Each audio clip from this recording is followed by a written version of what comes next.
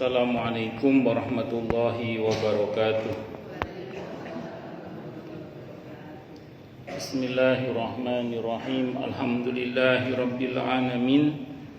Wa bihi nasta'inu ala umurid dunya waddin. Wassalatu wassalamu ala asyrafil anbiya'i wal mursalin. Sayyidina wa habibina wa syafi'ina wa qurrati a'yunina wa maulana Muhammadin wa ala alihi wa ashabihi wa dzurriyyatihi ajma'in, amma ba'du. Asyhadu an la ilaha illallah wa asyhadu anna Muhammadar Rasulullah. Wa ufawwidu amri ilallah, innallaha basirum bil ibad. Hasbiyallahu la ilaha illa huwa alaihi tawakkaltu wa huwa rabbul arsyil azim. Qala Allah ta'ala fi kitabihil karim hikayatan an nabiyillahi Musa alaihi salam. Rabbi shrah li sadri wa yassir li amri wahlul 'uqdatam min lisani yafqahu qawli. Para alim, para asatidah, para ibu-ibu sekalian, hafizani wa hafizakunallah, bil khusus segenap pengurus majelis taklim mushola, ibu-ibu Masjid At-Taqwa, yang semoga pengurusnya dan jamaahnya semoga semuanya saja selalu dalam naungan rahmat, barokah, perlindungan serta bimbingan Allah Subhanahu wa taala. Amin Allahumma amin insyaallah. Dan tentu saya doakan semoga kemuliaan ibu-ibu sekalian selalu dijaga dan tingkatkan terus oleh Allah Subhanahu wa taala sebagai seorang muslimah, sebagai seorang istri, sebagai seorang ibu, dunia hingga syurga. Amin Allahumma amin insyaallah. Allahumma inna nas'aluka ilman nafi'ah wa rizqan thayyiba wa amalan mutaqabbala wa fatahallahu alaina futuhal arifin. Allahumma inna na'udzubika min ilmin la yanfa' wa amalin la yurfa' wa qalbin la yakhsha' wa du'a'i la yusma'. Allahumma ati anfusana taqwaha wa zakkiha anta khairu man zakkaha anta waliyuha wa maulaha. Amin Allahumma amin insyaallah. Masih melanjutkan kajian kita tentang kitab Riyadhus Shalihin karya Al-Imam An-Nawawi rahimahullah rahmatan wasi'ah wa rahimallahu ulama al-muslimin.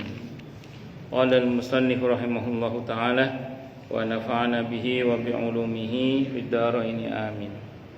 Bismillahirrahmanirrahim. Wa qala ta'ala, dan Allah ta'ala berfirman, niku nggih betul di surah Ali Imran ayat 45, betul ya? Nggih. Oh, sekarang 39 dulu. Oh, oke, baik. Fanadathul malaikatu wa huwa qa'imun yusalli fil mihrabi annallaha yubashshiruka bi Yahya. Sudah apa belum ini? Sudah betul. Berarti lanjutannya nggih. Idh qalatil malaikatu ya Maryamu innallaha yubashshiruki bi kalimatin minhu ismuhul masih. Itu al-ayat itu sampai akhir ayat ya. Nah, jadi kalau terusannya min husmuhul masihu Isa bin Maryam, al-Masih Isa ibn Maryam, sampai akhir ayat itu al-Masih enggak lah. Al-Masih ibn Maryam, al-Masih ibn Maryam. Ingatlah ketika malaikat berkata, wahai Maryam, sesungguhnya Allah menggembirakan kamu dengan akan datangnya seorang putra yang diciptakan dengan kalimah yang datang daripadanya, yaitu bernama Al-Masih Isa putra Maryam. Ali Imran ayat 45.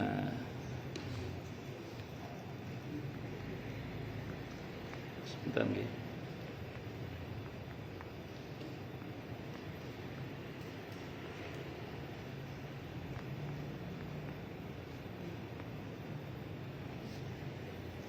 Bismillahirrahmanirrahim.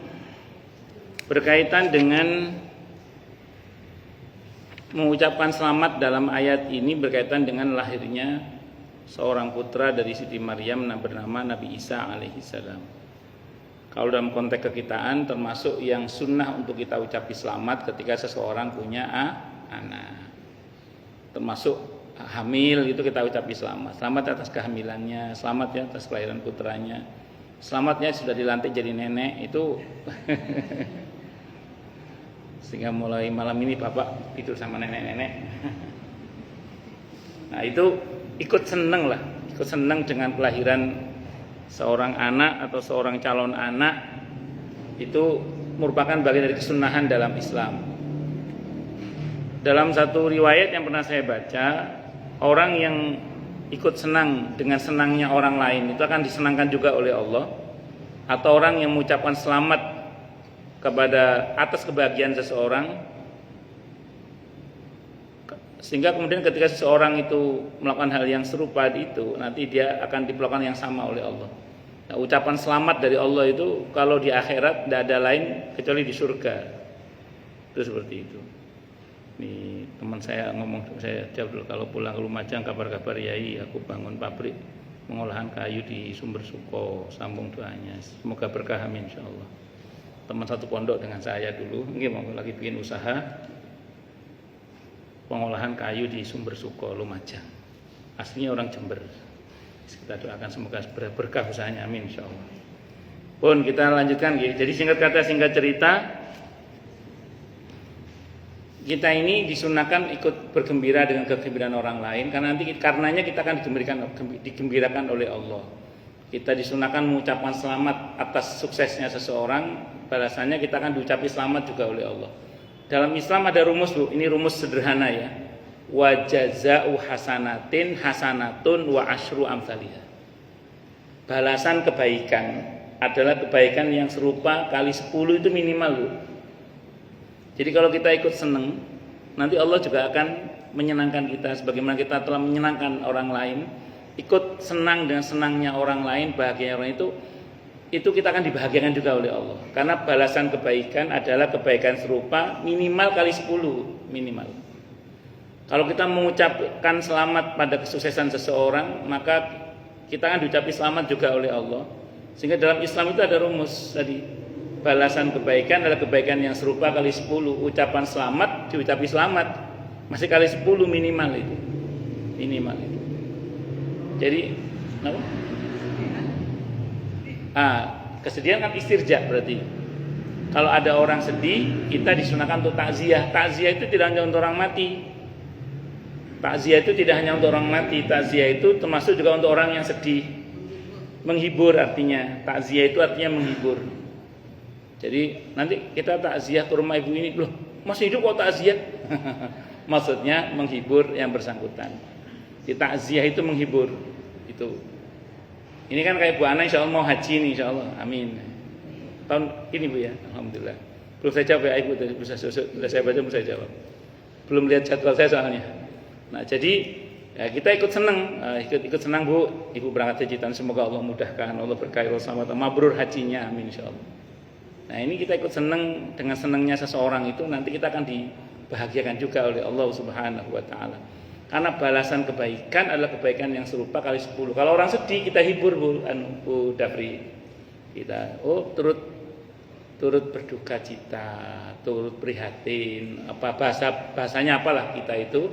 Kalau ya bahasa agamanya ya innalillahi wa inna ilaihi raji'un. Cuman kan orang awam itu enggak siap dengan bahasa-bahasa agama, terutama bagi yang belum ngaji terutama itu. Karena dikira nanti itu anggapannya kamu doain saya mati apa? Ya udah kita gunakan bahasa-bahasa orang awam aja. Ada sih, ya Allah, nggih Mbak. 10 tengahkan nggih, saya doakan semoga. Itu di depannya kita doakan itu sunnah, di belakangnya kita doakan lagi Bu. Supaya apa? Supaya di atas kita ada malaikat yang berkata bagimu seperti itu juga. Walaka mislu dzalik. Walaka mislu dzalik. Semoga bagimu seperti itu juga. Jadi bahagia dengan kebahagiaan orang, mengucapkan selamat atas kebahagiaan seseorang itu merupakan bagian dari kebaikan yang menyebabkan kita insya Allah mendapatkan yang sama, bahkan lebih baik, karena satu kebaikan dibalas dengan kebaikan yang serupa masih minimal kali 10 ya, minimal kali 10. Oke. Mengucapkan selamat ulang tahun kan nggak ada contohnya dari Rasulullah. Terus Bu. Tapi kan kebiasaan kita udah terbiasa setiap orang ulang tahun selamat ya, semoga umurnya berkah bla bla bla bla. Apakah lebih baik kita diam atau mengucapkan atau bagaimana? Kalau Ibu nanya ke saya ya, saya sering sampaikan di mana-mana juga ini, bahwa perihal mengucapkan selamat terkait dengan hari lahir itu, kalau saya itu tidak memasukkannya dalam ranah ibadah mahdhah. Saya memasukkannya dalam ranah muamalah. Nah, kalau muamalah sosial itu ini rumus dasar ya. Al aslu fil muamalati al ibaha hatta yadullad dalil ala tahrimiha. Hukum asalnya muamalah itu adalah boleh hingga ada dalil yang melarangnya. Nah, selama tidak ada dalil yang melarang berarti hukum asal boleh. Nah, di antara yang melarang itu, ini saya sampaikan yang pertama dulu ya. Itu berdalil kepada man tasyabbaha biqaumin fahuwa minhum. Siapa yang menyerupai satu kaum, maka dia termasuk dalam kaum tersebut. Ada yang mengatakan ulang tahun itu tradisi agama sebelah. Ada yang mengatakan begitu. Sehingga kalau kita melakukan yang serupa berarti kita menyerupai mereka. Itu tidak boleh. Pendapat yang pertama. Pendapat yang kedua mengatakan hadis man tasyabbaha biqaumin itu hadisnya tidak sahih. Jadi ulama itu ada yang tidak sahihkan hadis itu. Yang tadi yang pakai dalil berarti dia mensahihkan hadis itu. Sementara ada yang tidak. Karena nanti ada hadis Bukhari di mana Nabi itu pernah menyisir rambutnya itu seperti kebiasaan ahlul kitab. Tadinya Nabi menyisir rambut seperti kebiasaan orang-orang musyrik Mekah. Tapi belakangan Nabi, kata Abdullah bin Abbas, itu menyisir seperti kebiasaan orang-orang ahlul kitab. Itu yang berkata Ibnu Abbas, dan itu hadisnya Bukhari.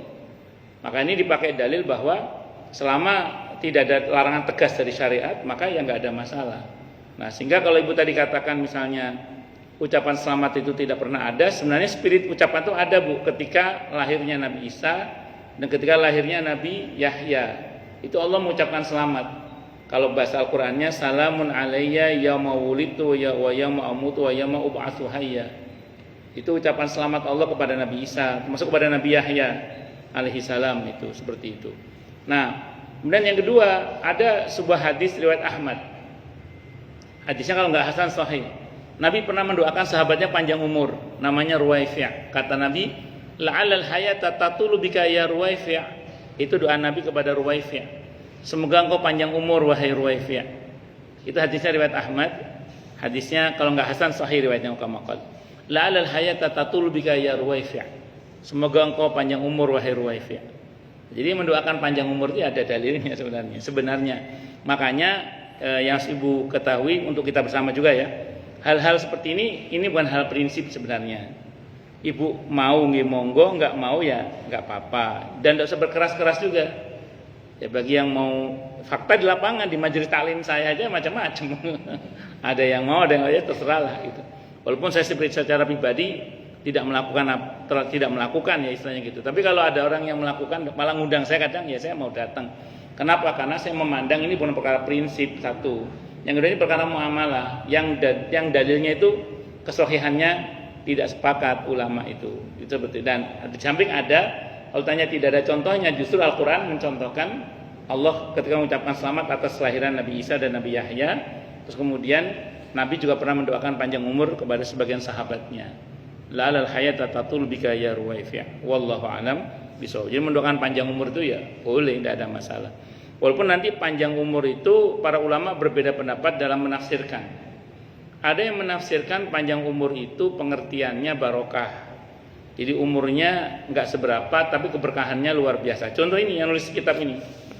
Yang nulis kitab ini Al-Imam An-Nawawi rahimahullah, ini usianya kalau saya tidak salah 44 tahun. Secara umur enggak panjang beliau, 44 tahun. Untuk orang sekarang kan ukurannya masih muda meninggal. Tapi usianya berkah. Sampai detik ini karyanya masih dibaca, masih dibahas sampai detik ini. Bisa jadi nama beliau lebih sering disebut daripada nama kita yang masih hidup.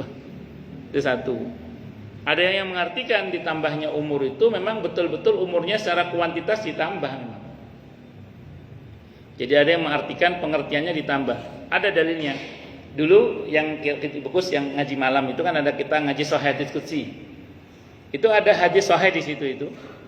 Ketika Nabi Adam melihat Nabi Daud masih berupa ruh.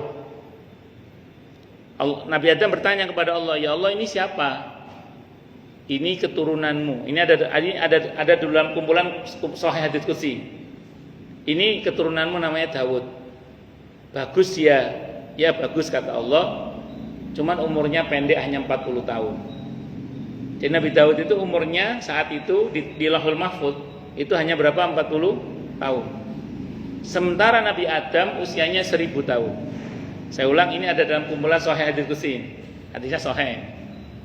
Terus kata Nabi Adam, "Ya Allah, bolehkah saya sumbang umur saya 60 tahun?" Jadi Nabi Daud usianya genap 100 tahun. Kata Allah, "Boleh." Jadi disumbang umurnya Nabi Adam berapa? 100 tahun. Berarti ada penambahan kuantitas enggak? Ada, itu hadisnya ada dalam Sahih Hadits Qudsi itu. Akhirnya Nabi Daud usianya 100 tahun. Ketika Nabi Adam sudah di bumi, malaikat maut datang. Datang saat usia Nabi Adam 1000 tahun kurang 60 tahun. Kata Nabi Adam kepada malaikat maut, "Kok sudah datang? Kan masih belum waktunya," kata Nabi Adam. Kata malaikat maut, "Panjenengan lupa ya bahwa yang 60 tahun udah disumbangkan ke Nabi Daud." Kalau bahasa kita, iya, tapi di hadis nggak ada nggak ada itu modifikasi. Ibu baru apa? Saya baru lihat atau baru ya? Oh, baru. Memang betul-betul baru ya. Saya pikir saya baru lihat. Menurut saya enggak. Nah, jadi terus daripada saya penasaran, Bu, saya tanya. Takutnya sudah lama saya baru lihat itu maksudnya. Wes singkat kata singkat cerita, akhirnya apa yang terjadi? Yang terjadi Nabi Adam wafat saat itu juga akhirnya. Jadi itu dalil, Bu, dalil yang dipakai oleh para ulama tentang pengertian panjang umur itu tidak hanya sebatas keberkahannya yang ditambah, tapi kuantitasnya juga ditambah. Maka ketika ada hadis yang mengatakan barang siapa yang ingin dilapangkan rezekinya dan dipanjangkan umurnya, itu bisa dalam pengertian memang umurnya ditambah kuantitasnya atau keberkahannya. Saya pernah tanya orang ini, itu ada anak sangat berbakti sama orang tua. Di antara amalan yang menyebabkan orang diberi panjang umur itu, Bu, di samping sedekah itu berbakti sama orang tua. Silaturahim tadi sudah sebut ya. Itu sedekah termasuk juga berbakti pada kedua orang tua. Ini ada seorang anak usia 30-an tahun meninggal. Padahal dia anaknya sangat berbakti pada orang tuanya. Lalu ada zaman nanya ke saya. Katanya kan kalau berbakti sama orang tua itu dipanjangkan umurnya. Ini jawaban saya gini saat itu. Umur berapa beliau meninggal? Umur 30-an tahun. Dia bilang gitu. Bisa jadi ya, ini bisa jadi saya bilang itu. Bisa jadi. Iya, bisa jadi umur dia aslinya 20 tahun saja. Karena dia sudah berbakti sama orang tuanya, sudah Allah tambah 10 tahun itu. Bisa jadi saya bilang gitu. Tapi saya nggak tahu rahasianya. Tapi bisa jadi. Bisa jadi itu begitu. Ya, ini saya cuma cerita saja. Ketika Allahyarham ayah saya sakit di tahun 2002. Saat itu saya baru selesai kuliah saat itu. Itu saya saat itu saya berdoa sama Allah gini, di antara doa saya, "Ya Allah, mbok ya bapak saya jangan meninggal dulu," gitu. Doa saya gitu. "Mbok ya bapak saya jangan meninggal dulu," saya bilang gitu. "Nantilah setelah saya punya rumah, setelah saya mandirilah," saya bilang gitu. Saya ngomong gitu dalam doa itu. Ya doanya mahasiswa yang masih pengangguran saat itu. Enggak sih, saya enggak nganggur sih, sudah ngajar saya saat itu. Nah, tapi ya namanya doanya anak muda lah. Itu saya masih ingat doa saya. Qaddarullah tahun 2002 itu Allah ayah saya itu sembuh, dengan izin Allah sembuh dan bisa beraktivitas kembali lah, aktif dengan dakwanya dan macam-macam. Qaddarullah itu. Pada saat itu saya nggak bisa bayangkan bagaimana caranya bapak saya bisa sembuh kembali, karena beliau koma sampai berapa hari gitu, pokoknya cukup lama beliau koma. Saya nggak bisa bayangkan bagaimana beliau bisa sadar kembali. Saya hanya berdoa. Di antara doa saya itu bunyinya yaitu tadi. Tahun 2012 di mana beliau wafat itu, di tahun itu saya sudah punya rumah dengan izin Allah, sudah umroh juga saat itu, secara ekonomi alhamdulillah masya Allah sudah mandiri. Di tahun itu di akhir tahun itu, di penghujung tahun itu ayah saya meninggal dunia. Pada saat belum meninggal itu saya batin, ya Allah, yo kok persis dengan doa saya itu. Nah, bisa nggak ternyata sebenarnya usia ayah saya itu 10 tahun yang lalu, tapi dengan izin Allah mungkin barokah doa anak-anaknya termasuk doa saya, dengan izin Allah kok Allah panjangkan, kan bisa saja. Tapi ini perkara gaib, kita tidak tahu. Tapi sabda Nabi yang sahih kan tidak mungkin salah toh. Sabda Nabi yang sahih, yang hasan kan tidak mungkin salah tentang keutamaan panjang umur itu. Bahwa kemudian pengertian panjang umur apa itu diskusinya panjang, tapi yang pasti ada dalil sahih yang menyebutkan bahwa pengertian ditambahnya umur itu ya bisa secara kuantitas, tidak hanya secara kualitas. Itu seperti itu. Wallahu a'lam bishawab. Bisa dimengerti insyaallah nggih. Nah, itu seperti itu. Pun lanjut. Wa an Abi Ibrahim, dan cerita dari Abi Ibrahim, wa yuqalu Abu Muhammad, dan dikatakan Abu Muhammad, ada yang mengatakan namanya Abu Muhammad. Wa yuqalu Abu Muawiyah, ada yang mengatakan namanya Abu Muawiyah. Namanya Abdullah ibn Abi Aufa radhiyallahu anhuma. Anna Rasulullah, sungguhnya Rasulullah sallallahu alaihi wasallam basyara Khadijah radhiyallahu anha bi baitin fil jannati min qasabin la sokhaba fihi wala nasaba. Rawahu muttafaqun alaihi Bukhari Muslim. Allah Subhanahu wa taala bahwasanya Rasulullah Muhammad SAW menyampaikan berita gembira kepada Siti Khadijah radhiyallahu anha dengan rumah yang terbikin dari mutiara di dalam surga, yang mana di sana nanti tidak ada keributan dan kesukaran. Hadisnya riwayat Bukhari dan Muslim. Siti Khadijah radhiyallahu anha itu sudah diberikan kabar gembira sebelum wafatnya, berarti termasuk satu di antara para sahabat Nabi yang dijamin masuk surga semasa hidupnya. Nah, ada kejadian menarik yang saya pernah baca, dan ternyata ini ada dalam kitab At-Tadhkir Imam Al-Qurtubi juga ya. Ketika Siti Khadijah hendak wafat, itu Siti Khadijah itu berpesan kepada Siti Fatimah radhiyallahu anha, kalau bahasa kita, nduk, sampaikan kepada ayahmu, aku pingin di antara kain kafanku itu adalah surban yang dipakai oleh ayahmu saat menerima wahyu pertama kali di Gua Hira. Nabi itu ya bawa surban. Singkat kata singkat cerita, Nabi mengabulkan. Terus selang berapa waktu sebelum Siti Khadijah wafat, malaikat Jibril datang, sampaikan kepada istrimu Khadijah, Allah kirim salam. Allah kirim salam kepada siapa? Siti Khadijah radhiyallahu anha. Maka ketika disampaikan kepada Siti Khadijah, yang kirim salam Allah, gimana jawabnya? Kan nggak mungkin waalaikumsalam. Allah udah pasti salam. Allah itu pemilik keselamatan. Maka dijawab, Allahumma antas salam wa minkas salam tabarakta ya dzal jalali wal ikram. Kalau yang mengucapkan selamat Allah itu kira-kira selamat apa selamat? Pasti selamat. Yang mengucapkan selamat Allah pasti selamat. Jadi saya mau sampaikan gini, maksud saya gini, Bu. Saya dulu mikir pas baca riwayat itu, maksud saya pikir itu hanya untuk Siti Khadijah radhiyallahu anha saja. Ternyata dalam kitab At-Tadhkir Imam Al-Qurtubi itu disebutkan satu riwayat yang sahih juga bahwa orang mukmin yang akan meninggal, sebelum meninggal itu mendapat salam dari Allah Subhanahu wa taala. Nah, di samping SOP-nya orang yang baik menurut Allah, orang yang bertakwa itu para malaikat yang akan mencabut nyawanya itu juga SOP-nya wajib mengucap salam.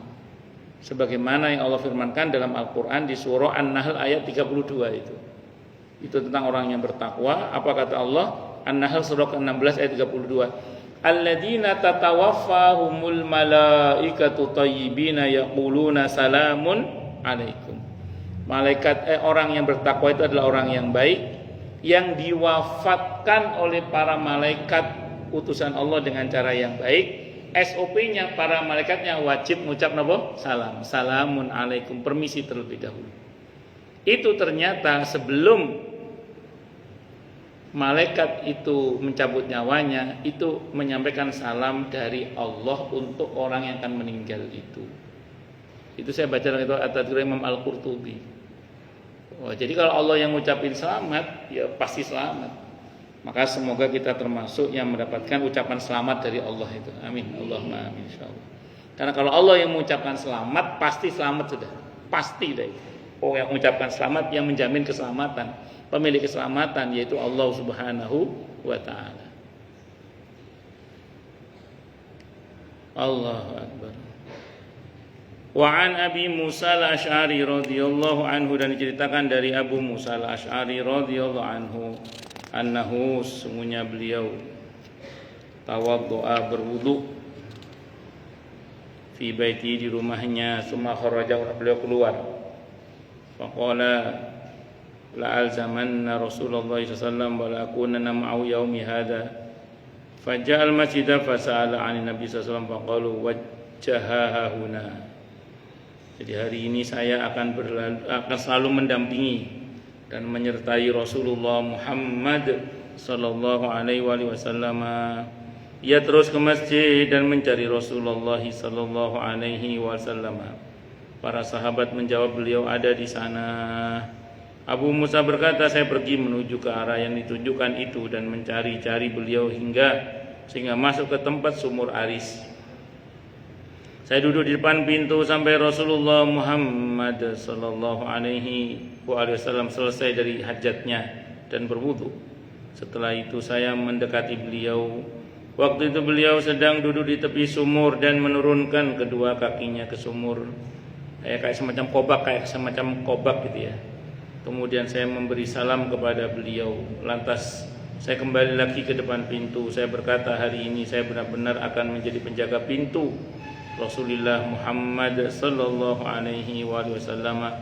Abu Bakar radhiyallahu anhu datang dan mendorong pintu. Saya bertanya, siapa ini? Ia menjawab, Abu Bakar.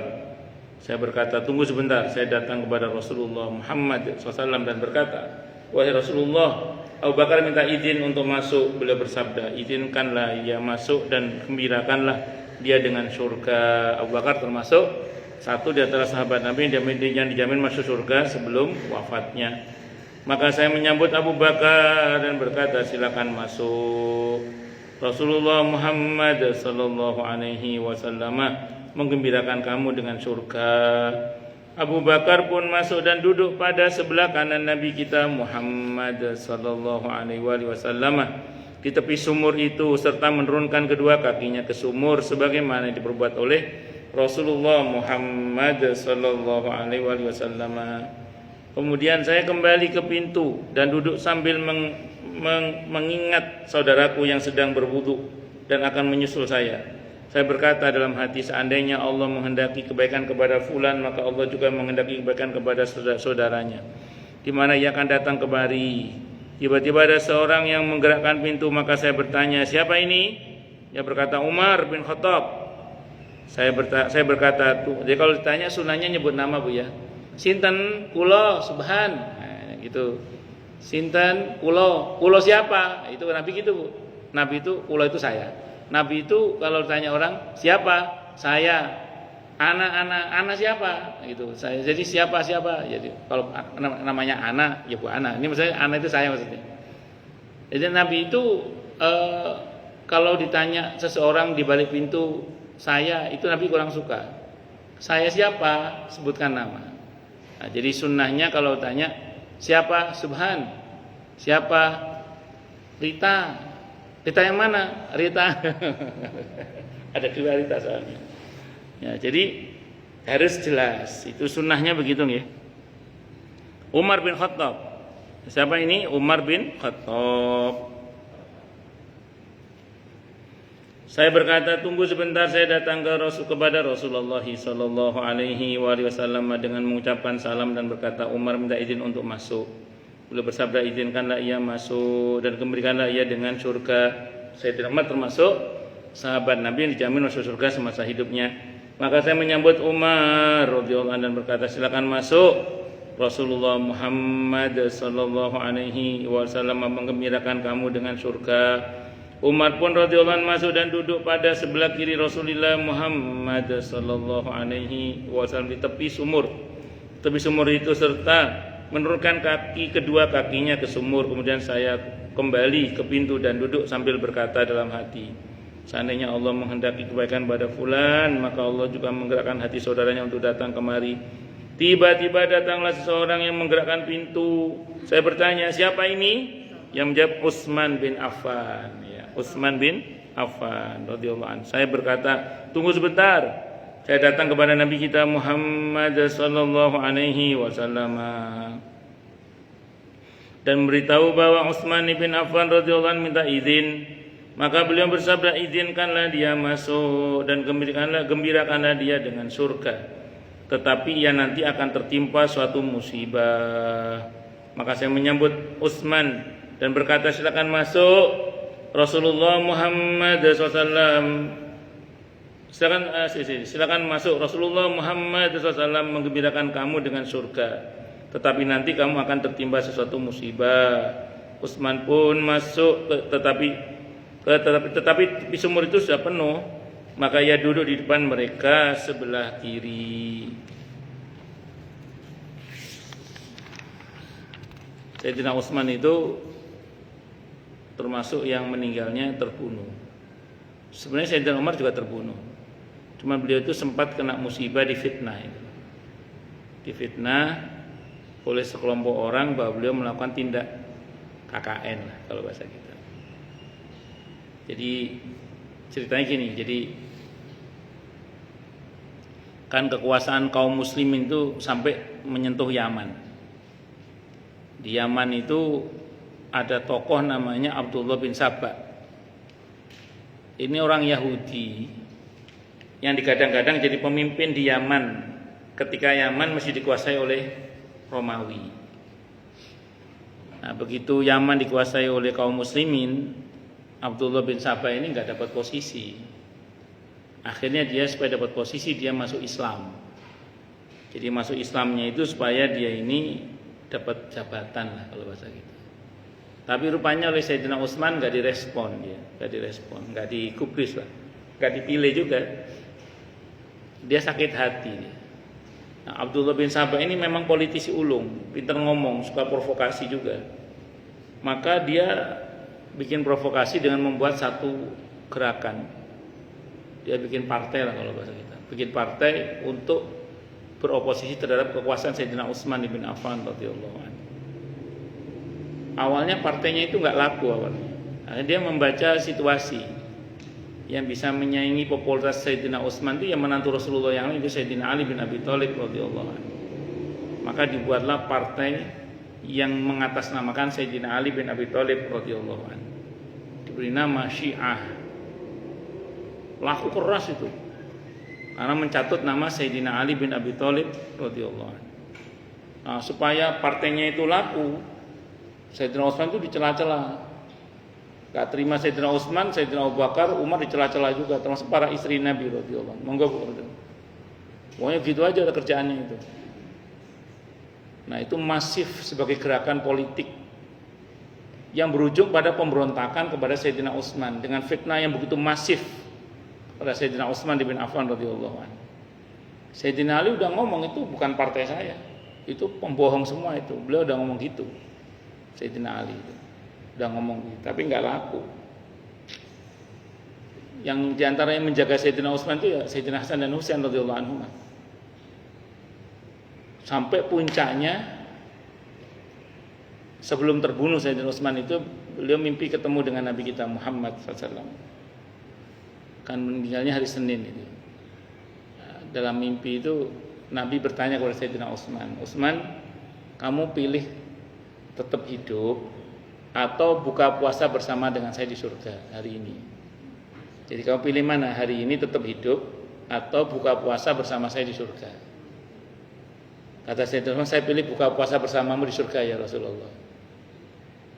Hari itu beliau ngomong ke istrinya, hari ini insya Allah aku akan mati, kata beliau. Karena hari ini tadi aku mimpi ketemu Rasulullah Muhammad SAW dan beliau menawarkan ke saya, apakah tetap hidup ataukah milih buka puasa bersama dengan beliau di surga.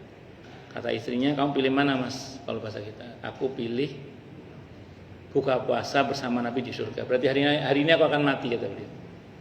Terus beliau tawarkan ke istrinya, terserah kamu mau saya cerai apa tetap meninggal, apa cerai hidup apa cerai mati, terserah. Itu disuruh milih istrinya. Ya enggak, tetap cerai. Ya enggak mau cerai hidup lah, tetap ingin sebagai istrinya Sayyidina Utsman bin Affan radhiyallahu anhu. Dan betul hari itu beliau wafat sebagaimana kebiasaannya membaca Al-Qur'an. Sayyidina Utsman itu Bu, kalau sholat malam, ini kesaksian Abdullah bin Umar radhiyallahu anhu, itu seringkali khatmul Quran kalau sholat malam itu. Kadang hampir khatmul Quran. Seringnya khatmul Quran, itu kesaksian Abdullah bin Umar radhiyallahu anhu. Singkat kata singkat cerita, akhirnya beliau wafat terbunuh. Itu di antara awal mula huru-hara fitnah. Dan itu pula awal mula munculnya kelompok yang namanya Syiah, itu awal mulanya. Jadi awal mulanya itu gerakan politik awal mulanya. Di sini menjadi gerakan-gerakan agama dan macam-macam tadi itulah. Wallahu a'lam bishawab. Tapi kalau usah bahas Iran dan Israel. Ya. Tapi itu saya cuma ngomong itu aja. Awal mulanya itu, sehingga beliau termasuk sahabat Nabi yang kena musibah, kena fitnah tadi itu. Sa'id bin al-Musayyib berkata, saya menakwilkan dengan kubur mereka. Riwayat Bukhari dan Muslim. Dan memang betul, akhirnya yang satu komplek pemakamannya kan Rasulullah Muhammad SAW, Abu Bakar As-Siddiq radhiyallahu anhu dan Sayyidina Umar. Sayyidina Utsman pisah metal. Makanya beliau makamnya beda, tidak sama dengan tiga sahabat yang satu komplek itu kan. Tiga tadi nempel kan. Sayyidina Utsman karena sudah penuh beliau pisah. Jadi enggak satu tempelan itu. Itu isyarat bahwa nanti ketiga tokoh ini akan dimakamkan di tempat yang sama, yaitu Rasulullah Muhammad SAW, Abu Bakar As-Siddiq radhiyallahu anhu dan Sayyidina Umar radhiyallahu anhu. Itu seperti itu. Wa zada fi riwayatin, dan beliau menambahkan dalam riwayat yang lain. Wa amaroni Rasulullah, kata siapa ini? Abu Musa al-Asy'ari. Wa amaroni Rasulullah SAW bihifzil babi wa fiha anna Utsmana hina basyarahu hamidullah ta'ala summa qala Allahul musta'an. Kata Abu Musa al-Asy'ari radhiyallahu an, dan ketika Rasulullah Muhammad SAW menyuruh saya untuk menjaga pintu, dan ketika berita itu disampaikan kepada Utsman bin Affan radhiyallahu anhu, ia lantas memuji Allah Ta'ala kemudian berkata, hanya Allah lah yang bisa dimintai pertolongan, Allahul musta'an. Jadi diberi kabar akan ada musibah yang menimpa beliau mengatakan alhamdulillah. Jadi beliau mengatakan alhamdulillah, terus mengatakan Allahul musta'an. Hanya Allah lah tempat di mana saya akan minta tolong, atau hanya Allah lah tempat di mana kita minta tolong atau dimintai pertolongan. Nah, saya mau sampaikan dulu, enggak semua orang dikabarkan dapat musibah mengucap alhamdulillah. Tapi Sayyidina Utsman sanggup mengucap itu. Ini bukan mensyukuri musibah ya, bukan. Tapi orang-orang seperti ini adalah orang-orang yang sanggup melihat sisi baik dari seburuk-buruknya keadaan. Jadi saya ulang, bukan mensyukuri musibah dalam pengertian ya semata-mata musibahnya, bukan, tapi lebih kepada melihat sisi baik dari seburuk-buruknya keadaan. Contoh gini Bu, misalnya ini contoh. Ibu-ibu ketipu sama tukang sayur 3.000 rupiah. Kembaliannya nggak dikasih, harusnya kan dapat kembalian 3.000. Sama tukang sayur kecetot 3.000. Itu ibu-ibu kalau nggak sabar, dendamnya bisa 3 bulan. Ya kalau nggak sabar, dendamnya 3 bulan, tak titeni. Tapi kalau ibu-ibu sabar, ngomongnya apa? Saya ikhlaskan. Itu kalau ibu-ibu sabar, dinahan. Sabar itu nahan Bu. Kalau ibu pandai bersyukur, nggak gitu ngomongnya. Ngomongnya gimana? Alhamdulillah, yang keambil, yang kecetot cuma 3.000 rupiah. Iya, yang 3.000 US dollar masih aman, alhamdulillah. Nah, jadi itu namanya melihat sisi baik dari seburuk-buruknya keadaan. Nah, Sayyidina Utsman itu orangnya seperti itu. Nah, beda orang sabar sama orang syukur kalau kena musibah, beda. Dalam hadis Sahih Muslim, orang kalau kena musibah kok bersabar, dosanya rontok seperti pohon yang menggugurkan dedaunannya. Itu kalau sabar. Kalau bersyukur, hadisnya riwayat Ahmad, hadisnya sahih li ghairihi. Kata Allah dalam hadis qudsi itu, kalau ada seorang hamba diuji dengan sesuatu yang enggak enak, kok dia bersyukur, Allah jamin yang bersangkutan diampuni oleh Allah seperti baru lahir dari rahim ibunya. Kalau sanggup. Nah, tapi ini enak ngomongnya aja. Prakteknya kadang sulit pakai dalam wangel nih. Makanya gini Bu, non sewu nggih, ini rumus saja ini. Ibu-ibu termasuk saya sendiri yang sudah mulai umur 40 tahun ke atas. Ibu kan sudah mulai 40 tahun ke atas ya. Atau sudah udah 14. Kecuali yang belum. Kalau yang sudah 40 tahun ke atas, itu arahan Al-Qur'an itu harus lebih banyak syukurnya daripada sabarnya. Sabar bagus, sabar mulia, bagus dan mulia sabar itu. Tapi kalau udah umur 40 tahun ke atas, itu komposisi syukurnya harus lebih banyak daripada sabarnya. Dalilnya mana Ustaz? Dalilnya adalah surah Al-Ahqaf ayat 15. Itu kan begitu umur 40 tahun ada doa yang Allah ajarkan. Apa doanya? Rabbi auzi'ni an ashkura ni'mataka allati an'amta 'alayya wa 'ala walidayya wa an a'mala salihan tardah wa aslih li fi dzurriyyati inni tubtu ilaika wa inni minal muslimin. Apa maknanya ini? Nah, Al-Ahqaf surah ke-46 ayat 15. Artinya apa? Ayat ini mengajarkan pada kita kalau udah umur 40 tahun ke atas, itu mbok ya memperbanyak syukur gitu loh. Makanya minta bimbingan kepada Allah supaya dibantu untuk semakin tua semakin bersyukur. Jadi bukan minta sabar, tapi semakin bersyukur. Kalau sabar bagus, mulia, cuma nggak cocok. Kenapa nggak cocok? Nah maaf ya, orang itu semakin tua itu bukan semakin menguat. Orang semakin tua semakin melemah. Nah, sementara sabar itu nahan itu kan gitu Bu, berat. Tapi kalau syukur plong kalau syukur itu. Nah makanya semakin tua jangan banyak nahan, berat gak cocok. Yang cocok itu adalah syukur. Harus berbanyak syukur. Syukur tuh plong. Alhamdulillah. Jadi berusaha melihat sisi baik dari seburuk-buruknya keadaan. Kalau ini diantara doa saya, ya Allah, anugerahkanlah untuk hamba kemauan dan kemampuan untuk memandang segala sesuatu dari sudut pandang yang membahagiakan. Jadi saya itu berharap pada Allah agar Allah berikan saya ini kemauan dan kemampuan untuk melihat segala sesuatu itu dari sudut pandang yang membahagiakan, supaya kita bisa bersyukur. Tapi saya ulang, ini teorinya saja, enak ngomongnya, prakteknya Bu, wangel kata-kata, sulit pakai dal. Makanya kita butuh pertolongan Allah. Di antara doa yang Allah ajarkan, Al-Ahqaf ayat 15 itu, Rabbi auzi'ni an ashkura ni'mataka allati an'amta 'alayya dan seterusnya. Paling mentok-mentok kalau saya pribadi itu kan saya mungkin kalau jadi ustadz itu kan kayak keranjang sampah gitu ya. Jadi banyak orang yang konsultasi dengan aneka masalahnya yang mau macam-macam itu. Saya tuh kadang kalau ada orang konsultasi ke saya cuma bisa berkata, ternyata masalah saya itu nggak ada apa-apanya ya. Iya, beberapa orang yang konsultasi ke saya. Makanya kadang ya dari situ kita bersyukur. Bukan nyukuri orang yang kena musibah itu bukan. Tapi kita bersyukur, oh ternyata masalah kita itu nggak ada apa-apanya dibandingkan dengan beberapa orang dengan masalahnya yang bahkan mungkin tak tergambar solusinya gitu ya. Kan ada orang itu punya masalah yang solusinya itu nggak tergambar, bahkan pertaruhannya mati misalnya. Tapi kalau Allah berkehendak itu nggak ada yang sulit. Kalau Allah berkehendak itu nggak ada yang sulit.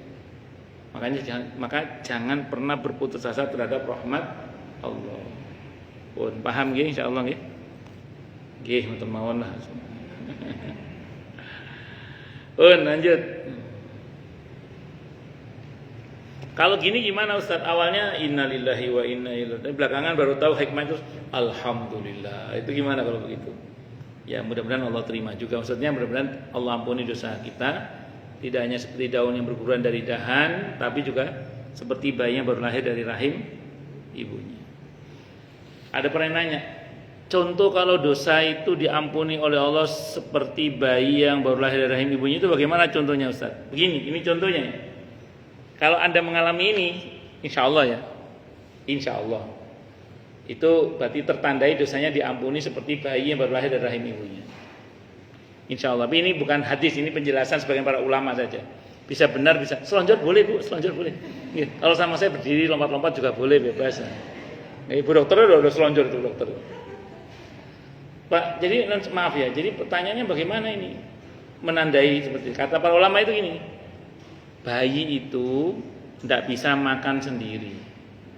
Tapi orang digerakkan hatinya oleh Allah untuk nyuapin, untuk memasakkan masakan untuk dia dan menyuapinya. Bayi itu tidak bisa pakai baju sendiri. Tapi Allah gerakkan hati orang yang dewasa untuk membuatkan, membelikan dan memakaikan baju kepada si bayi. Bayi itu tidak bisa cebok sendiri. Tapi Allah gerakkan hati orang untuk nyebokin dia, ngasih dia pampers dan macam-macam. Maksudnya gini Bu, ketika orang di sekitar kita digerakkan hatinya oleh Allah untuk membantu kita, ketika pada banyak hal ada banyak orang yang hatinya digerakkan oleh Allah untuk membantu kita, ada yang mengatakan itu diantara tanda kalau dosanya diampuni oleh Allah seperti bayi yang berlahir dari rahim ibunya. Tentu dalam pengertian memang betul-betul Allah yang menggerakkan. Kan ada juga orang yang bergerak karena duitnya kan juga ada. Ada big boss besar, kemanapun tasnya aja ditentengin, pintunya dibukain pintunya. Nah, kalau itu konteksnya berarti bukan itu yang dimaksud. Ini tidak ada keterkaitan dengan materi, tidak ada keterkaitan dia bos atau bukan, tapi qadarullah hati orang itu banyak digerakkan untuk membantu dia gitu loh. Nah, ketika panjenengan model seperti ini, ada yang mengatakan, saya ulang ini bukan hadis ya, tapi perkataan sebagian para ulama, bisa jadi itu tanda kalau dosa kita diampuni oleh Allah seperti bayi yang baru lahir dari rahim ibunya. Atau gimana ceritanya Allah gerakkan hati orang itu untuk membantu kita dengan izin Allah Subhanahu wa taala. Itu diantara tandanya saja. Selebihnya wallahu alam bishawab. Wa an Abi Hurairah radhiyallahu anhu. Dan diceritakan dari Abi Hurairah radhiyallahu anhu qala beliau berkata, kunna adalah kami keudan duduk-duduk haula Rasulillah sekitar Rasulullah Muhammad sallallahu alaihi wasallam. Ma'ana bersama dengan kami Abu Bakar radhiyallahu anhu, Umar dan Umar radhiyallahu anhuma. Abu Bakar dan Umar radhiyallahu anhuma fi nafarin dalam satu rombongan atau dalam satu lingkaran.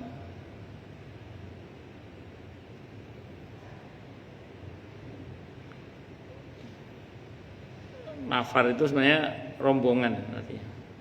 Ya dalam satu lingkaran lah. Faqama maka berdiri siapa Rasulullah SAW min baini adhurina fa abta'a alaina wa hasyiwa khasan ayyuq tata'adunana fa wa fazi'na fa qumna fa kuntu awwala man fazi'a fa kharajtu abtaghi Rasulullah sallallahu alaihi wasallam. Abtaghi Rasulullah sallallahu alaihi wasallam. Tiba-tiba Rasulullah Muhammad SAW bangkit setelah duduk-duduk bersama para sahabat tadi dan meninggalkan kami. Kami menunggu-nunggu tetapi tidak kembali. Kami khawatir dan cemas kalau ada sesuatu yang menimpa diri beliau. Kok lama nggak balik Nabi kemana? Maka kami semua bangkit dan sayalah orang yang pertama kali merasa cemas. Kemudian saya keluar mencari Rasulullah sallallahu alaihi wasallam sehingga saya sampai ke pagar tembok seorang sahabat Ansor dari Bani Najjar dan saya mencari pintu tetapi tidak menemukannya. Hanya ada sebuah parit yang masuk ke balik tembok yang menghubungkan dengan sumur yang berada di luar. Saya menerobosnya sehingga dapat masuk dan menjumpai Rasulullah SAW. Dan beliau bersabda, ya wahai Abu Hurairah. Saya menjawab, ya, ada apa wahai Rasulullah? Beliau bertanya, ada apa? Saya menjawab, tadi Tuhan berada di tengah-tengah kami dan kemudian Tuhan bangkit dan meninggalkan kami. Kami khawatir kalau ada sesuatu menimpa Tuhan. Kami semua merasa cemas dan sayalah orang yang pertama kali merasa cemas. Oleh karena itulah saya datang ke pagar tembok ini dan menerobosnya seperti kijang. Dan di balik tembok ini banyak orang menunggu. Beliau bersabda, wahai Abu Hurairah, sambil memberikan kedua sandalnya kepadaku, pergilah dengan membawa kedua sandalku ini. Barang siapa yang kamu dapatkan di balik tembok ini, yang menyaksikan dengan sepenuh hati bahwa tidak ada Tuhan kecuali Allah, maka gembirakanlah ia dengan surga. Hadisnya riwayat Muslim. Hadis ini masih ada sambungannya, kata beliau. Singkat kata singkat cerita, para sahabat Nabi yang mengkhawatirkan keselamatan Rasulullah Muhammad SAW ini dijamin surga. Nah, dalam konteks kekitaan itu gimana? Ini kan tadi berkaitan ucapan selamat lah, tapi kita fokus pada kekhawatiran para sahabat atas keselamatan Nabi hingga dijamin masuk surga. Dalam konteks kekitaan bagaimana? Begini, Bu. Kita itu harus ada kecemasan, Bu. Ketika sunnah-sunnah Nabi kita Muhammad SAW mulai ditinggalkan. Kita nggak usah ngomong yang daki-daki lah, yang tinggi-tinggi. Ketika kita melihat anak kita, cucu kita makan, minum pakai tangan kiri, kok kita nggak risau sama sekali? Berarti kita tidak ada kekhawatiran akan hilangnya sunnah Rasulullah Muhammad SAW. Maka ingatkan anak kita, cucu kita, ayo tangan kanan, tangan kanan, bismillah, ayo bismillah tangan kanan, bismillah tangan kanan, bismillah tangan kanan. Itu berarti kita ada kerisauan akan hilangnya sunnah Rasulullah Muhammad SAW. Karena sekarang kita tidak mungkin merisaukan fisik beliau kan, karena beliau sudah menghadap kepada Allah Subhanahu Wa Taala. Tapi kerisauan akan hilangnya ajaran beliau, itu spirit yang harus kita bangun, yang mudah-mudahan dengan spirit itu kita mendapatkan jaminan masuk surga itu. Amin insyaallah. Ketika kemudian keluarga kita, anak-anak kita, termasuk kita sendiri misalnya, kok misalnya pada beberapa hal amalan-amalan yang disunahkan itu mulai ditinggalkan, itu patut kita merisaukan hal itu. Walaupun hukumnya nggak wajib, tapi kalau ditinggalkan terus-menerus kan bisa bahaya. Kok nuansa agama itu semakin melemah di keluarga kita, itu harus kita hidupkan kembali. Jadi jangan sampai kemudian rumah itu sepi dari agama, dari ajaran Allah dan Rasulnya Muhammad SAW. Kalau kok bacaan Al-Quran nggak pernah terdengar di rumah ini, itu patut kita risau gitu loh. Bisa dimengerti ya Ustaz ya? Ya, nah, maka kerisauan kita akan hilangnya sunnah Rasulullah Muhammad SAW.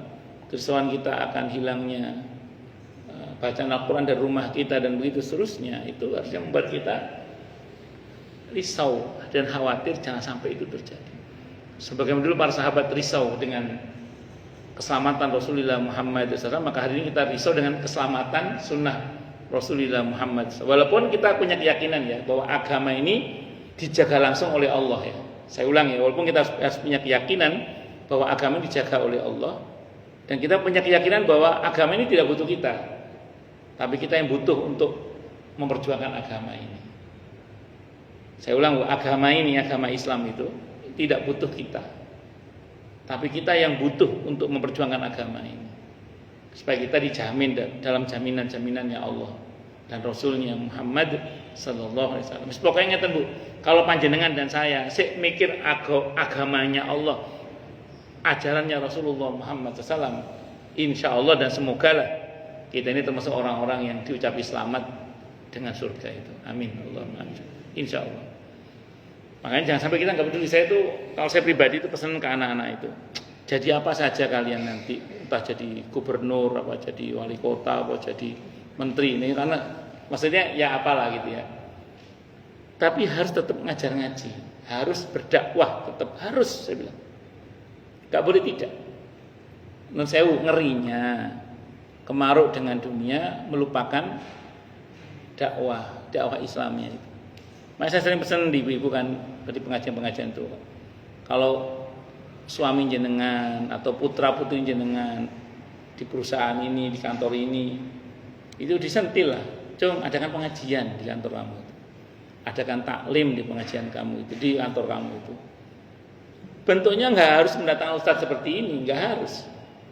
Paling nggak ada halaqah tadarus Al-Quran entah di momen-momen tertentu. Nggak harus tiap hari, tapi paling nggak ada lah misalnya gitu. Sehingga kemudian agama itu hidup di kantor itu, gitu loh. Ada nggak suka biasa itu. Ada yang nggak suka itu biasa itu. Kenapa? Karena memang orang yang berdakwah itu kalau kata Imam Ghazali itu ngajak perang setan. Kalau kita beribadah kepada Allah itu durhaka kepada setan. Kalau kita berdakwah mengajak orang ke jalan Allah itu ngajak perang setan. Sehingga kata-kata para ulama, setan akan mengerahkan pasukannya dari bangsa jin untuk menfitnah orang itu. Nah, orang-orang yang berdakwah itu ada saja yang nggak suka itu, dan itu biasa itu. Itu biasa. Jadi orang jangan dikira jadi pengurus majelis taklim itu kayak dan yang lainnya. Jangan dikira sepi dari fitnah, sepi dari pembenci. Ada saja. Yang pasti ya setan, baik dari bangsa jin maupun dari bangsa manusia. Nah, harus sabar. Nah, gitu seperti itu. Makanya di samping yang mencintai, yang membenci juga ada. Itu konsekuensi dalam dunia dakwah terutama. Makanya luruskan niat karena Allah. Orang mau ngomong apa ya terserah. Yang penting kita berusaha untuk berbuat baik dan menyebarkan kebaikan. Nah, saya ulang, kerisauan kita akan agama ini, akan ajaran Rasulullah Muhammad kalau sampai hilang, jangan sampai hilang di lingkungan kita. Maka itu patut untuk kita lakukan, dan karenanya insya Allah kita patut mendapatkan apresiasi dari Allah dan Rasulnya berupa jaminan surga tadi itu. Itu seperti itu. Semoga nggih, amin Allahumma amin. Kalau bahasanya sebagian para ustadz itu gini, Islam itu tidak akan hilang dari muka bumi ini. Karena kalau Islam hilang mati, kiamat. Tapi Islam itu bisa hilang dari diri kita. Islam bisa hilang dari keluarga kita. Islam bisa hilang dari negara kita. Islam bisa hilang dari diri kita. Nauzubillah min syarri dzalik. Orang murtad ada enggak? Ada. Islam bisa hilang dari keluarga kita. Ada enggak orang yang keluarganya murtad? Ada. Nauzubillah min syarri dzalik. Saya pernah punya jamaah, Bu. Suatu saat saya ngisi kajian di sekolah Al-Marjan di Jati Makmur sana. Ada ibu-ibu datang ke saya. Ustadz, keponakan saya murtad. Astagfirullah. Ya, kita doakan semoga dihidayah oleh Allah. Saya ngisi lagi di situ selang berapa bulan. Ibu itu lagi datang, ibu itu juga ngomong, Ustadz, keponakan saya murtad. Saya bilang, yang kemarin Bu, bukan Ustadz, sekarang yang berjilbab. Naksir sama cowok dari Manado atau apa, terus kemudian dia murtad. Astagfirullah. Kita doakan dapat hidayah Bu, amin. Saya ngisi lagi di situ. Sekian bulan kemudian, ibu itu juga ngomong, kemarin anaknya murtad, sekarang ibunya yang murtad. Nauzubillah min syarri dzalik. Jadi agama itu bisa hilang dari keluarga kita. Bahkan agama ini bisa hilang dari negara kita. Nauzubillah min syarri dzalik. Spanyol itu Bu, bukan separuh nyongol. Andalusia, Spanyol itu Islam pernah berjaya di sana itu berabad-abad. Tapi sekarang umat Islam sana hanya tinggal 3%. Hanya tinggal apa? 3%. Allahu Akbar. Dan macam-macam. Makanya saya ulang ya, kalau agama ini tidak butuh kita, Bu. Tapi kita butuh untuk memperjuangkan agama ini untuk kita sendiri sebenarnya, Bu. Untuk keluarga kita, untuk lingkungan kita, dan begitu seterusnya. Supaya agama ini hidup di tengah-tengah keluarga kita, lingkungan kita, bahkan di bangsa dan negara kita. Itu seperti itu. Nah, kerisauan kita akan agama, akan tegaknya sunnah Rasulullah Muhammad SAW supaya jangan sampai hilang, itu merupakan bagian dari kerisauan yang berpahala dan insya Allah berbuah surga. Amin. Allahumma amin insya Allah. Supaya harus peduli, dinasihatkan ke anak-anaknya. Nah, jadi apapun kamu, selama kamu sebagai seorang muslim harus peduli dengan agamamu. Karena jangan sampai tidak peduli dengan agamanya. Jangan lupa berdakwah, adakan pengajian di kantor-kantormu dan begitu seterusnya. Wallahu a'lam bishawab. Oke, monggo silakan yang mau tanya, protes, marah boleh.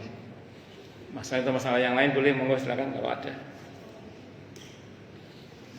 Jelas semua? Atau tidak jelas? Itu warung Damas itu yang belok ya? Iya, di bawah flyover itu ya? Iya. Saya kemarin lewat situ. Kenapa? Iya kan, kalau dari arah sini kan lewat rawa bebek itu lewat itu muter dulu kan? Iya, sebelah kiri kalau dari arah Sumarekonnya sebelah kiri itu. Tapi saya mungkin datangnya agak terlambat nih, saya jam 10 masih di Pondok Kopi. Insya Allah. Oh, yang penting jangan Sabtu. Oke, insya Allah. Ya monggo silakan Bu, yang mau tanya, protes, marah boleh silakan kalau ada. Masalah itu masalah yang lain boleh, monggo. Kalau ada. Kalau nggak ada berarti jelas semua. Atau tidak jelas semua. Kalau Ibu tinggal di sini. Oh, ji. Monggo. No? Oh, orang lama itu baru datang. Makanya saya takutnya saya yang salah gitu. Ternyata beliau memang orang lama, cuma baru datang. Saya memang baru lihat ya. Nggih. Anaknya alhamdulillah juga Ustaz. Oh, alhamdulillah, masya Allah, barakallah fiha. Nggih, monggo silakan. Oh, jelas semua? Atau tidak jelas semua nih? Loh. Alhamdulillah kalau jelas semua ini. Saya selesaikan sampai nggih. Cukup apa saya selesaikan ini? Sampai langsung lagi. Satu lagi, nggih pun saya selesaikan ya. Bismillahirrahmanirrahim.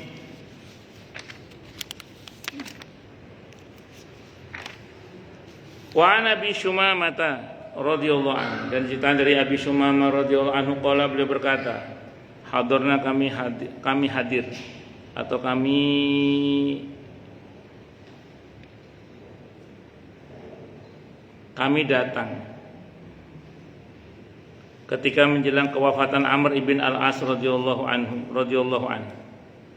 Amr ibn al-As ini sahabat Nabi yang sempat menjadi gubernur di Mesir.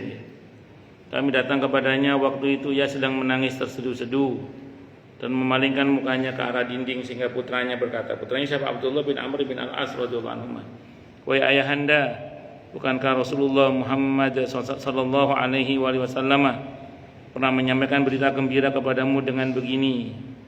Bukankah Rasulullah Muhammad SAW pernah menyampaikan berita gembira dengan begitu?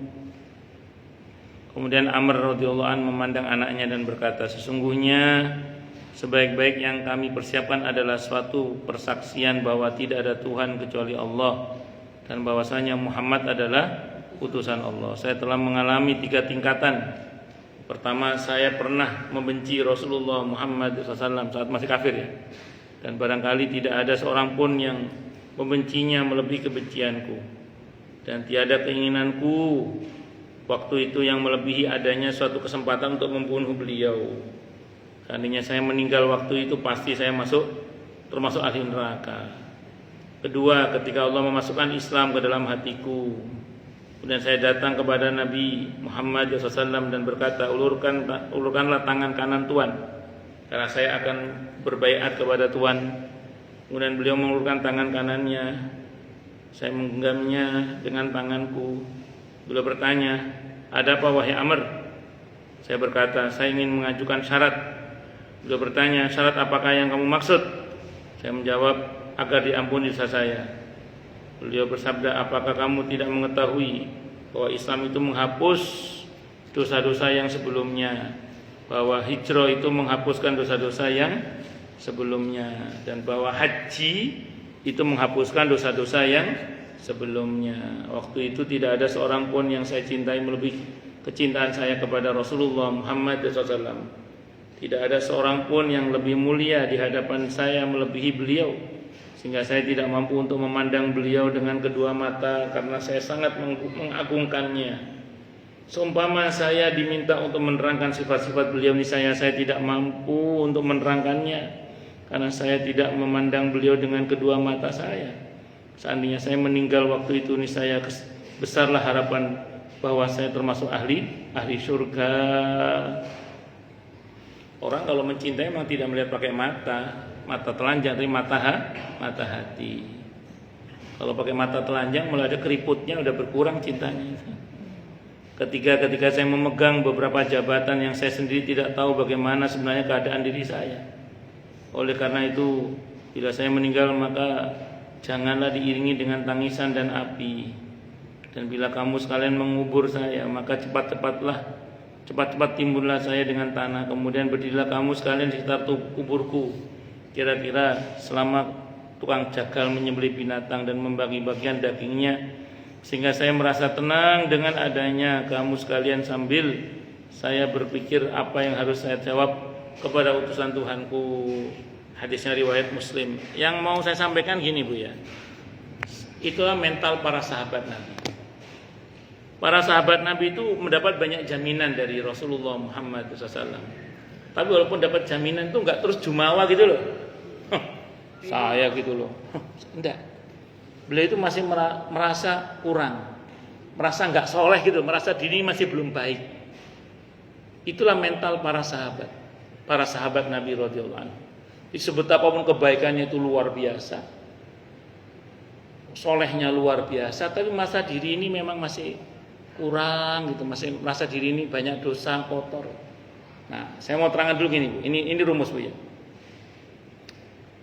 Kalau saya dengan tinggi saya seperti ini dekat dengan orang yang pendek, terasa tingginya saya. Ngerti nggih? Tapi kalau saya ketemu sama orang yang tingginya 180, itu terasa pendeknya saya. Saya dengan pakaian saya seperti ini Bu, kalau ketemu sama orang yang dekil, terasa bersihnya saya. Tapi kalau saya ketemu sama orang yang lebih rapi, lebih necis, pakaiannya lebih bersih, terasa dekilnya saya. Maksudnya Pak Ustadz begini Bu, sebetapapun para sahabat Nabi itu sudah diampuni oleh Allah. Kan masuk Islam itu menghapus semua kekafiran, haji menghapus semua macam-macam tadi. Sebetapapun para sahabat itu sudah disucikan oleh Allah, ketika dekat dengan yang maha suci tetap terasa kotornya. Sebetapapun tinggi derajat para sahabat Nabi itu, begitu dekat dengan yang maha tinggi terasa rendahnya. Ini berarti Bu. Kok ada orang merasa dekat dengan Allah, kok dia merasa bersih, merasa suci? Jangan-jangan bukan Allah yang dia dekati. Karena kalau betul-betul Allah yang dia dekati, sebersih apapun kita akan terasa kotornya kita. Karena kita berhadapan dengan yang maha suci. Karena kita dekat dengan yang maha suci. Sebetapapun tinggi kedudukan kita, ketika kita berhadapan dengan yang maha tinggi, terasa rendahnya kita. Kok ada orang merasa dekat dengan Allah, kok dia malah tinggi hati? Jangan-jangan bukan Allah yang dia dekati. Saya ulang ya, kok ada di antara kita misalnya merasa sudah dekat dengan Allah, kok merasa diri suci? Jangan-jangan bukan Allah yang dia dekati. Karena harusnya sebetapapun kita sudah disucikan oleh Allah, kalau dekat dengan yang maha suci terasa kotornya kita. Sebetapapun tinggi derajat kita, kalau dekat dengan yang maha tinggi, mestinya terasa betapa rendahnya kita. Begitulah para sahabat Nabi, begitulah para Nabi dan Rasul yang gak punya dosa itu. Para Nabi dan Rasul kan gak punya dosa. Tapi istighfarnya jangan tanya. Karena memang ya tadi kondisinya seperti yang saya terangkan tadi. Sesuci apapun kita, karena disucikan oleh Allah, begitu dekat dengan Allah terasa kotornya. Kenapa? Karena kita mendekati yang maha suci. Sebetapapun tinggi derajat kita, begitu dekat dengan Allah terasa rendahnya kita, karena kita berhadapan dengan yang maha tinggi. Istilahnya begitulah, bahasa sederhananya gitu Bu.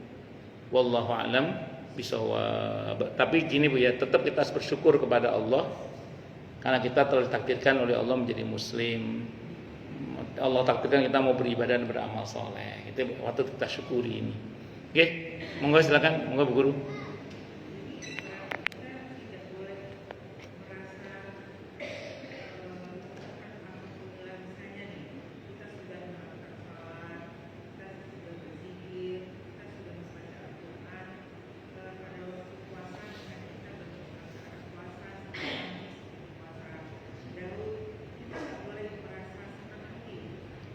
Bagus.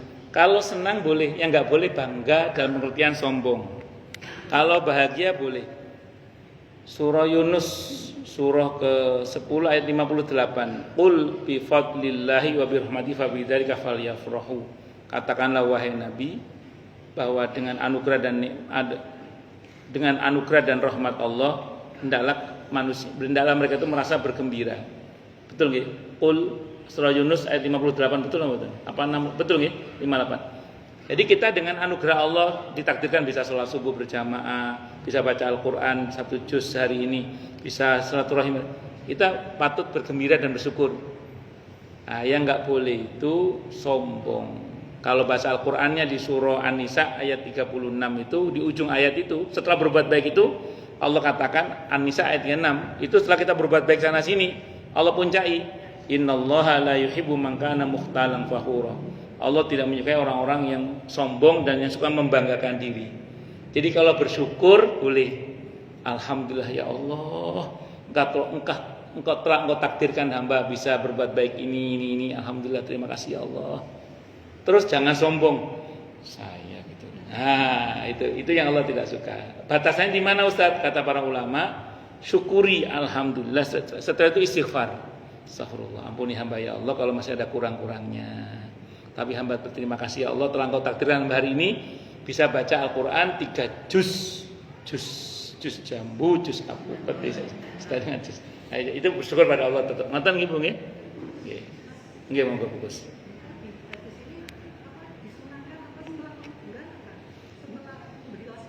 Bagus. Itu sunnah setelah pemakaman selesai. Itu kita jangan langsung meninggalkan orang yang baru dimakamkan itu. Tunggui sejenak sekira jagal menyembelih binatang dan membagikan dagingnya. Itu supaya yang bersangkutan itu tenang dalam menghadapi mungkar dan nakir. Nah, selama menjaga itu ngapain? Kalau kata Imam Syafi'i dikutip Imam Nawawi, bacakan Al-Quran. Bagi yang sepakat, bagi yang nggak sepakat, doakan yang penting. Mintakan ampunan, kelapangan dalam kubur, kemudian dalam menjawab pertanyaan kubur, keteguhan hati dalam menjawab pertanyaan kubur, dan begitu seterusnya. Wallahu a'lam bishawab. Kalau perempuan itu kan memang ada hadis yang melarang menyertai pemakaman. Walaupun larangannya bukan haram tapi makruh. Saran saya gini, begitu selesai pemakaman kan pentaziah pada pulang tuh. Nah, ibu masuk enggak apa-apa, kan udah selesai. Jadi ibu pada saat pemakaman kan ibu nggak ikut tuh. Begitu selesai pemakaman, nanti minta tolong keluarga situ aja, telepon Mbak, wis mari Mbak. Nah, nanti datang sehingga kemudian ketika orang pergi justru ibu di situ bersama dengan keluarga menemani. Saya saat memakamkan ayah saya Allah yarham, ketika beberapa orang pulang saya nggak langsung pulang. Saya nunggu ayah saya beberapa waktu di situ, saya berdoa, saya baca yang bisa saya baca karena mengamalkan hadis ini diantaranya. Wallahu a'lam bishawab. Ngoten nggih? Cukup dulu ya. Kita tutup dengan hamdalah, alhamdulillahirabbil alamin. Semoga kajian kita bisa bermanfaat, mubarakah fid dini wa dunya wal akhirah untuk kita, keluarga kita dan seluruh umat Islam semuanya, dan mudah-mudahan kita semua dijadikan oleh Allah sebagai orang-orang yang sukses dunia akhirat, selamat dunia akhirat, bahagia dunia akhirat, dan dipermudah urusan kita oleh Allah fid dini wa dunya wal akhirah. Semoga Allah limpahkan hidayah selalu untuk kita, semoga Allah tingkatkan selalu hidayah untuk kita, dan semoga Allah berikan hidayah untuk siapapun yang melihat kita. Subhanakallahumma bihamdika asyhadu an la ilaha illa anta astaghfiruka wa atubu ilaik. Sallallahu alaihi Muhammad wa ala alihi wasallam. Saya mohon maaf. Wassalamualaikum warahmatullahi wabarakatuh.